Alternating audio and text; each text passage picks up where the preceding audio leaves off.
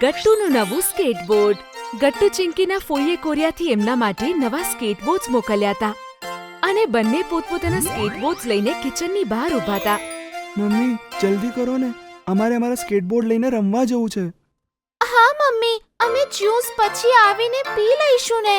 અરે ના બેટા, અત્યારે જ જ્યુસ પીઓ અને તમે લોકો અત્યારથી સ્કેટબોર્ડ પર રાઈડ કરવા જાઓ છો. બેટા, પેડ્સ અને હેલ્મેટ વગર આ ખતરનાક થઈ શકે છે. અરે ના ના મમ્મી, અમે પાર્કમાં જ તો રમીશું, કંઈ નહીં થાય. હા મમ્મી, બંટી અને ગુડ્ડી પણ આમ જ સ્કેટબોર્ડ રાઈડ કરે છે. આટલું કહીને ગટ્ટુ ચિંકી જલ્દીથી એમનો જ્યુસ ફિનિશ કરે છે અને પાર્કમાં જતા રહે છે. પાર્કમાં બંટી અને ગુડ્ડી ગટ્ટુ ચિંકીની પહેલેથી જ રાહ જોતા હતા. તમે બંને લેટ થઈ ગયા. અમે ક્યારના તમારા બંનેની રાહ જોઈએ છીએ. લાવ, અમને તમારા નવા સ્કેટબોર્ડ્સ દેખાડો ને. હવે અમે આવી ગયા ને બંટી ગુડ્ડી, અને આ જો, આ રહ્યા અમારા નવા સ્કેટબોર્ડ્સ. ચલો હવે જલ્દી આના પર રાઈડ કરીએ. બધા બાળકો સાથે સ્કેટબોર્ડ ચલાવવા લાગે છે, પણ ત્યારે જ બંટી ગટ્ટુને કહે છે, ગટ્ટુ, ચાલ આપણે બંને સ્કેટબોર્ડથી રેસ કરીએ. આ તો બહુ સારો આઈડિયા છે બંટી. ગટ્ટુ અને બંટી રેસ કરવા જતા જ હોય છે કે ત્યારે જ પાછળથી ચિંકી આવીને ગટ્ટુને કહે છે, ગટ્ટુ, તારે અહીંયા રેસ ના કરવી જોઈએ. હજી તને સરખી રીતે સ્કેટબોર્ડ ચલાવતા પણ નથી આવડતું, અને તારી પાસે હેલ્મેટ અને પેડ્સ પણ નથી, અને અહીંયા પાર્કમાં બીજા બાળકો પણ છે. તું પડી ગયો તો? ના ના ચિંકી, કંઈ નહીં થાય, તું ચિંતા ના કર. ચાલ બંટી. ગટ્ટુ ચિંકીની વાત પર ધ્યાન નથી આપતો અને રેસ શરૂ કરી દે છે. વાવ, કેટલી મજા આવે છે. તું હારવાનો છે બંટી. ના ના ગટ્ટુ, હું નહીં હારું. ગટ્ટુ અને બંટી રેસ કરતા જ હોય છે કે ત્યાં અચાનકથી ગટ્ટુનું બેલેન્સ બગડી જાય છે અને એ અચાનકથી પડી જાય છે. બંટી આ જોઈને ઊભો રહી જાય છે અને ગુડ્ડી અને ચિંકી પણ દોડીને આવે છે. અરે આ શું થયું? મેં ના પાડી હતી ને ગટ્ટુ, તને વાગી ગયું? ગટ્ટુનો હાથ એક પથ્થર સાથે ભટકાઈ જાય છે અને એને બહુ જ વધારે દુખાવો થવા લાગે છે. ગટ્ટુ રડવા લાગે છે. આ મારા હાથમાં બહુ જ દુખે છે અને મારા પગમાં પણ વાગી ગયું છે. મને બહુ જ દુખાય છે. ગટ્ટુની વાત સાંભળીને બધા બાળકો ડરી જાય છે. ચલ ગટ્ટુ, હું તને ઘરે જવામાં મદદ કરું છું.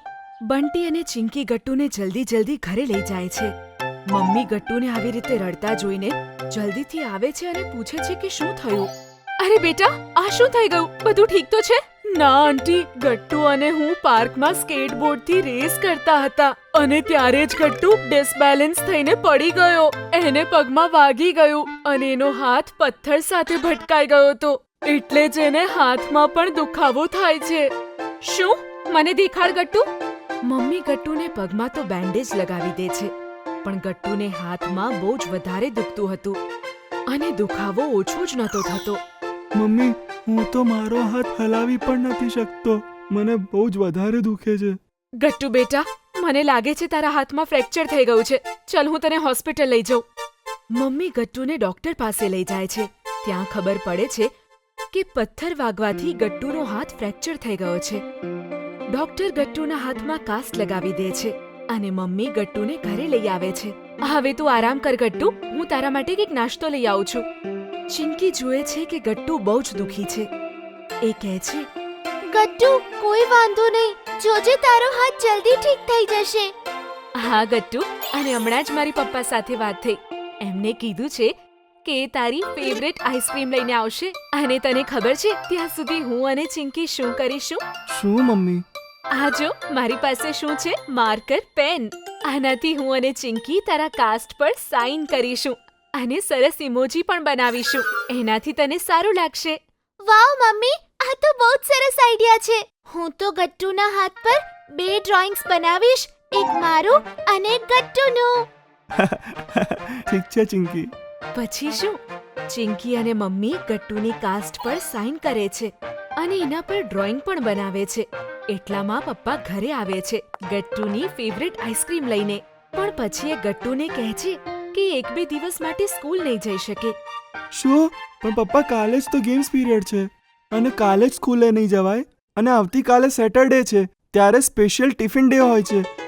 કોઈ વાત નહીં ગટ્ટુ બેટા, પણ આમાં વાંક તારો જ છે. મમ્મીએ પહેલાં જ તમને કીધું હતું ને કે હેલ્મેટ અને પેડ્સ વગર સ્કેટબોર્ડ ના ચલાવાય. અને જો, તને વાગી ગયું ને? હા પપ્પા, હવે મને મારી ભૂલ સમજાઈ ગઈ છે. તમે અને મમ્મી હંમેશા સાચા જ હોવ છો.